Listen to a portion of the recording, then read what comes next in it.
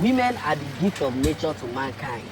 And if you know you are not ready to cherish and adore the gift of nature in your life, it is better to remain single than attracting curse into your life. You get to the point now, when a woman is happy, she whispers into the ears of God for you, God, bless my husband.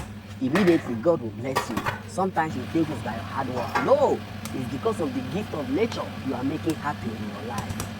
You get to the point now. Let me tell you something. When you work hard physically for a woman, spiritually she will work hard for you. And as a man, you need that spiritual backup to survive the evil of this world. You get to the point now, women are multipliers. Whatever you give to them, they give you back double. If you give a woman joy, she gives you happiness. If you give a woman trouble, she gives you health. If you give a woman house, she gives you a home. If you give a woman your sperm, she gives you children. You get to the point now, when a woman is happy, automatically, God will make you happy. You attract happiness. When the woman in your life is sad, my brother, you are in trouble.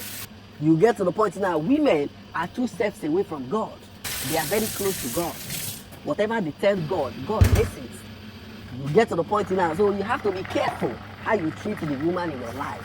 If you know you are not ready to work hard physically for that woman in your life, my brother, it is better to remain single than attracting curse.